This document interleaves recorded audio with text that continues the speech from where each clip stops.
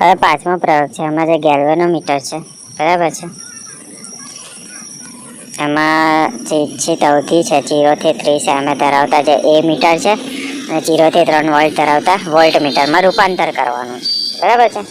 આ ગેલ્વેનોમીટરને શામાં એ મીટરમાં અને વોલ્ટ મીટરમાં રૂપાંતર કરવાનું છે. તો પહેલાં તો જે આપેલું છે, પહેલાં તો ગેલ્વેનોમીટરની જરૂર પડશે, વોલ્ટ મીટરની જરૂર પડશે, એ મીટરની જરૂર પડશે, 3 લખી દેવાનો, તાર પણ જોઈશે, એવી રીતે બધું લખી દેવાનું બરાબર. પછી જે પદ્ધતિ છે, પહેલો પોઈન્ટ 2 વસ્તુ કરવાનું છે એટલે 2 વાર ગણતરી આવશે. પહેલું શું છે, એ મીટરમાં રૂપાંતર કેવી રીતે થશે એ આગળ લખી દેવાનું બરાબર.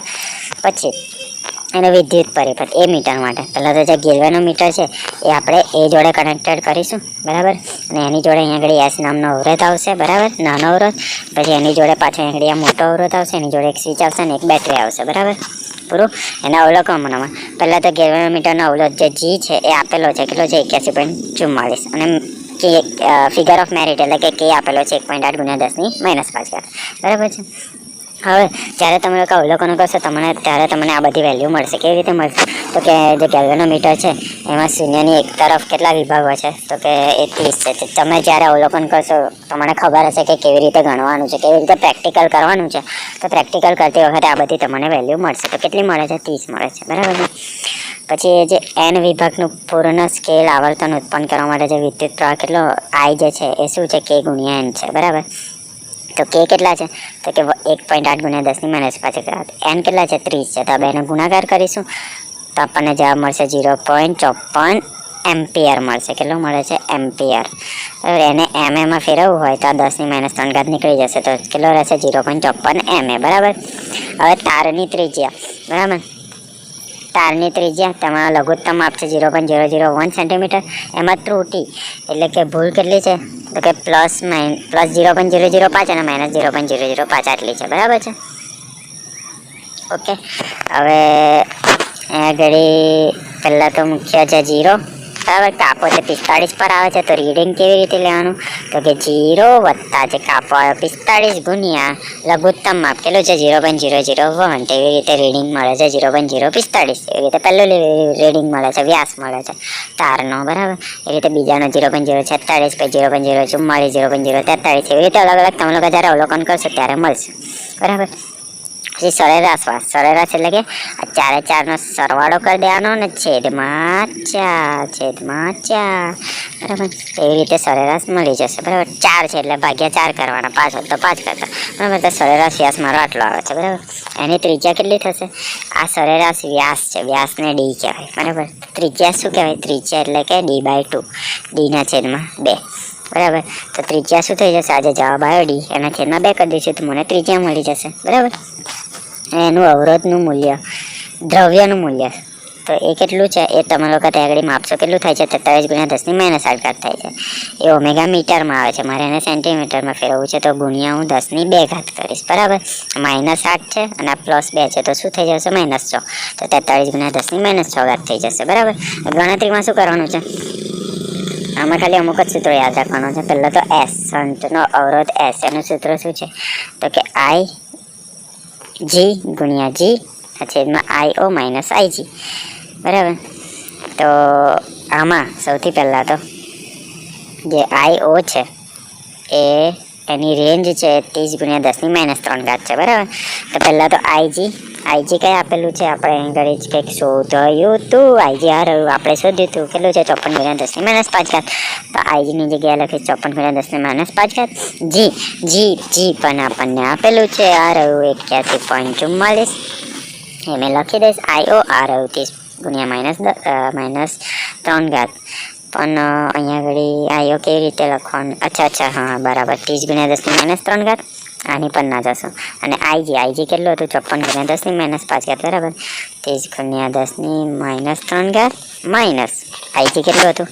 54 × 10⁻⁵. એવી રીતે કરવાનું છે બરાબર. મતલબ કે ખાલી આ ફોર્મ્યુલામાં વેલ્યુ મૂકવાની છે. આ બધી વેલ્યુ મૂકીશ તો મને જવાબ મળી જશે. એસનો કેટલો મળે છે? 1.49 ઓમેગા બરાબર. તારની લંબાઈ શોધવાની છે. આનું સૂત્ર શું છે? તો કે S/R² T છે એને કહેવાય ρ બરાબર. આવી રીતે આપેલો એને કહેવાય ρ. તો S આપણે હમણાં જ શોધ્યા 1.49, પાઈ ને કહેવાય 3.14, R આપણે આ રહ્યા શોધ્યા કઈ ગયા રહ્યા 2 × 10⁻². બરાબર છે. હા બે જ છે અહીંયા ખબર નહીં કમ ચાલે લખ્યું. પછી રો કેટલા આપણે સુધી અહીંયા ઘડી રહ્યા 43 ગુણ્યા 10 ની -14 તો મને એલ લંબાઈ મળી જશે. બસ આ સૂત્રમાં મૂકવાનું છે, બરાબર છે. હવે ઈચ્છિત અવધિ માટે અવલોકિત લંબાઈ મતલબ કે અવલોકન કરીને એક લંબાઈ મળે છે, કેટલી મળે છે 44. મતલબ કે એક સિમ્પલ વાત કરવાનું છે. અહીંયા આગળ 43.5 આપેલું છે તો એનાથી એક વધની લખી દેવાની 44, બરાબર. એનો અવરોધ એસ ડેશમાં શું થશે તો કે એલ ડેશ ગુણ્યા રોના છેદમાં પાયનો વર્ગ. એલ ડેશ આ રહ્યો 44, બરાબર. રો આપણે ઉપર લખેલું છે 43 ગુણ્યા 10 ની -14 પાય એટલે કે 3.14 અને આરનો વર્ગ આપેલો છે. ઓકે અહીંયા આગળ આરનો વર્ગ આપેલો છે. આર કેટલી છે 2 ગુણ્યા 10 ની -2 એનો વર્ગ આપેલો છે તો કે એનો પણ વર્ગ થશે તો 2 નો વર્ગ છે 4 અને 10 ની -2 નો વર્ગ થશે 10 ની -4 તો એટલા માટે 4 આવ્યું, બરાબર. યાદ રાખજો. અને આરનો વર્ગ કેટલો થશે 4 ગુણ્યા 10 ની -4 તો એવી રીતે એસ ડેશ મને મળી જશે 1.50. આ પહેલાનું થયું, બરાબર. બસ જે પરિણામ આવ્યું એસ આપણને મળ્યું 1.49, એસ ડેશ મળ્યું 1.50. બસ આ પહેલાનું પરિણામ આવ્યું એ મેં લખ્યું અહીંયા આગળ. પછી બીજું છે ગેલ્વેનોમીટરનું વોલ્ટમીટરમાં રૂપાંતર. તો એનું જે પ્રોસેસ છે એ લખવાની, એનો વિદ્યુત પરિપથ છે અહીંયા આગળ. તો કે પહેલાં તો બેટરી જોડે સ્વિચ છે અને આ અવરોધ જોડે કનેક્ટ કર્યું છે, એની જોડે ગેલ્વેનોમીટર છે અને ગેલ્વેનોમીટર જોડે કયું છે વોલ્ટમીટર. પહેલાં એ મીટર હતું, અહીંયા આગળ વોલ્ટમીટર છે અને આ બીજો અવરોધ. બસ ને એના અવલોકનો છે. અવલોકનોમાં પહેલાં તો આજે જી આપેલો છે 81.44, કે આપેલો છે, બરાબર. એ 1.8 તો આ કે પણ આપી દીધો છે, બરાબર. હવે જે ઉપર વોલ્ટમીટર માટે કર્યું એ મીટર માટે કર્યું તે વોલ્ટમીટરમાં પણ એન કેટલા છે 30 છે, બરાબર. આઈજી શું થશે કે ગુણ્યા એન થશે. કે એટલે કે 1.8 ગુણ્યા 10 ની -5 એ એટલે એન એટલે કે 30. આ બેનો ગુણાકાર એટલે કે આઈજી મળી જશે, બરાબર. બરાબર. આ પાંચમું નહીં કરવાનું, બરાબર. નહીં કામનું એટલે કદાચ ખબર નહીં કમ ચેક્યું છે. હા તો ગણતરીમાં સૌથી પહેલાં તો આર શોધવાનું, મતલબ કે આ ચેક્યું કબ છે, મતલબ કે આર શોધવાનું છે. એટલે આર શોધવાનું છે. એનું સૂત્ર શું છે તો કે વી ઓના છેદમાં આઈજી માઇનસ જી, બરાબર. જ્યાં જે વી ઓ છે એની રેન્જ કેટલી છે 0 થી 3, 0 - 3 એટલે કે 3 વોલ્ટ છે, બરાબર. આ યાદ રાખવાનું. વોલ્ટમીટરની રેન્જ કેટલી છે 3 ને પહેલામાં કેટલી હતી એ પણ યાદ રાખવાનું.